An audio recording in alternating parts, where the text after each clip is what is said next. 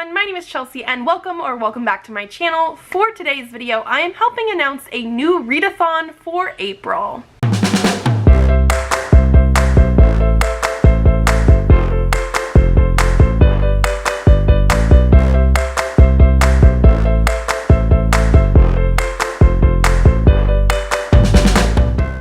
In the month of April, I'm going to be co-hosting the Autism Acceptance Readathon.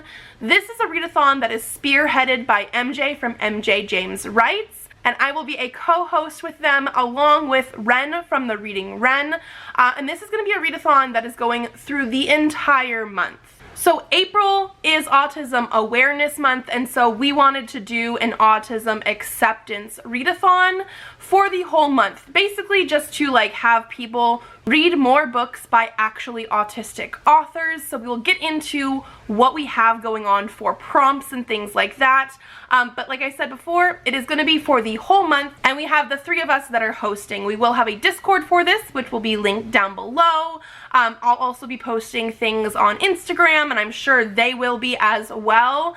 And I'm very excited for this one here. So for the entire month of April, for this whole readathon, we actually have 4 prompts. This is something that MJ especially, but we also agreed with, wanted to be very sort of achievable for people. A very simple goal here going into the readathon is to have just 4 major prompts, but encouraging people to read books with autism rep, especially ones that are by actually autistic authors. I will have a whole video coming out soon on authors that are actually autistic, ones that have made this known by themselves. We are not asking people to try and figure out if somebody is autistic or if the autism rep in a book is own voices by trying to out authors or anything like that. So just be aware of that. We're not trying to out anybody, but we are encouraging people to read books by authors that are actually autistic. Authors that have come out and voiced that for themselves. So, like I said, we have 4 prompts here. One is to read a non-fiction book about autism. Personally, this is probably going to be the hardest one for me because of the fact that I don't read very much non-fiction work. However, I did read a non-fiction graphic novel about autism recently. I will get to that more in a minute, that I absolutely loved, and so it has made me want to read more non-fiction about this, so I am very excited to figure out what I'm going to read for this prompt. We also have read an intersectional autism voice. This is going to be an author who is autistic but also has something else as well. So they could be a person of color. Their book could have autism rep and disability rep. They could also be queer or LGBTQ+. It just needs to have more than one of those diverse identities here. We also have read an indie own voice autistic book. So not just traditionally published authors that are own voices autistic. We want you to try and branch out and read an indie book as well. Sometimes the indie ones are easier to find because it seems like more authors are more transparent on if they are autistic or not. In the blurbs of those kind of books, if they have autism rep and they are autistic and they're indie, they really are pushing that as a selling point, which I think is great because it lets you know upfront what you're getting into. And then the last one we have here is to read a host rec. So now MJ, Ren, and I all have picked 3 different books that you could read, or 3 different authors even, I will get into that as well, for this readathon that are their host recs. So you need to be reading for this prompt one of our recs.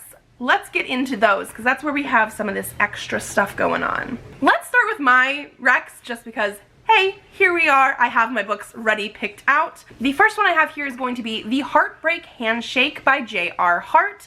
This was one of my best books of 2023. It is indie published. It is an actually autistic author. And this is going to be a sort of romance between a non-binary character who I believe has ADHD and a male character who is autistic and asexual. I just really loved the representation we had in this book. So this is my first rec. The next one I have here is The Plus One by Maisie Eddings. Now, Maisie Eddings is an actually autistic author. This is the only book that I've read by her so far, but I think it's Tilly in Technicolor, I'll put the picture up here, is an own voices autistic work. So this is an author that I really, really loved. I love this male-female romance. It does deal with mental health issues in here, but from my understanding, from what I remember, nothing was specifically autistic, but this author who is actually autistic does have another book that does have autism rep in it. And then my last pick here, and yes, you will notice I picked all romance ones. This is just the wavelength I was at the time, but I picked Get a Life, Chloe Brown by Talia Hibbert. Again, another book by an actually autistic author. This one does not have the autism rep in it. However, I believe it is Eve Brown that does. This one will be by an actually autistic author with the autism rep in it. I'm actually thinking I might try and fit this one in during the readathon because I have not finished anything past Get a Life, Chloe Brown, which again, I absolutely loved. Also, Talia Hibbert does have indie books and traditionally published books, so keep that in mind. This one here is going to be also a very great pick for the intersectionality prompt because of the fact that our author is actually autistic. They are also a person of color. She is Black. And our main character of Chloe Brown in this one has a chronic illness, so we have the disability rep as well. This is a romance that I absolutely loved, but this author specifically is one that you guys should probably look out for. Let's now move into MJ's recs. So the first one that I have here from MJ is going to be an Unkindness of Ghosts by Rivers Solomon. This is one that I have previously read. It is going to have lots of different intersectionality in here as well. Our main character in here is autistic, and they have a very interesting way of looking at the gender system on this ship that they're on because it is going to be a sci-fi novel. The author is non-binary as well as Black, so we have that playing in here. And this is, like I said, a very interesting sci-fi novel with lots of different diversity in here, and so this is MJ's rec. Then they also have The Book Eaters by Soon-Yi Dean.